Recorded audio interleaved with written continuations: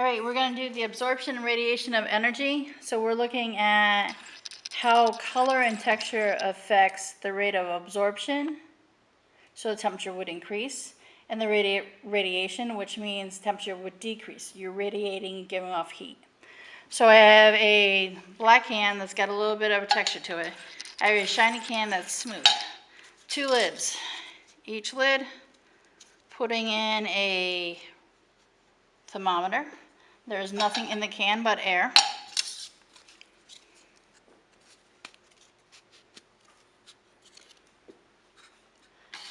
I'm going to turn my light on for 10 minutes. I'm going to have it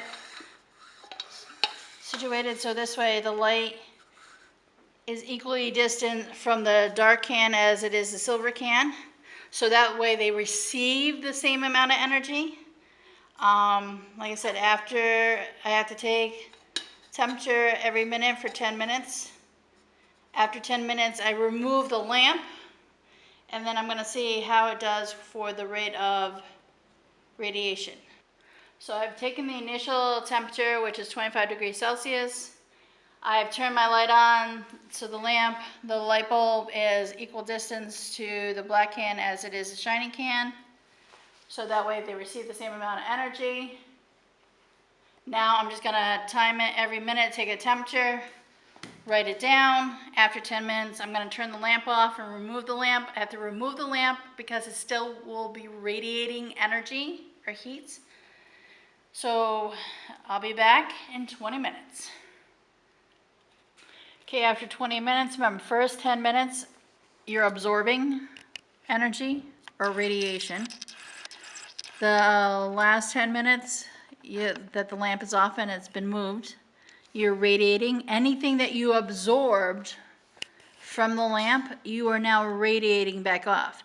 So if I'm looking at it, we started both of them at 25 degrees Celsius. It's actually warm and humid in here today. That's going to have a factor how quickly they heat and cool. So if I look at the black can, went from 25 to 39, absorption-wise, it gained 4 degrees Celsius. The shiny can went from 25 to 35, it only gained 10 degrees. Remember, shiny, smooth reflects. It doesn't absorb as much. They receive the same amount of energy because they're the same distance from the lamp. The black can just absorbed more of it. If I look at the heat of the lamp off, the black can started at 37 and ended at 27, so it radiated 10 degrees Celsius, or it lost 10 degrees Celsius, where the shiny can went from 34 to 29, it only lost 5 degrees Celsius. Remember, the more you absorb, the more you can radiate. So it actually makes sense with the information we have here. Like I said, today is kind of hot, humid day in the classroom, so I wasn't expecting the temperatures to drop as much as they normally would. All right, so there's your data.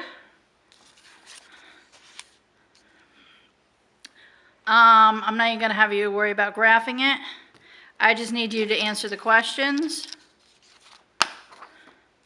Note there's 2 pages of questions, and yes, you must do the conclusion.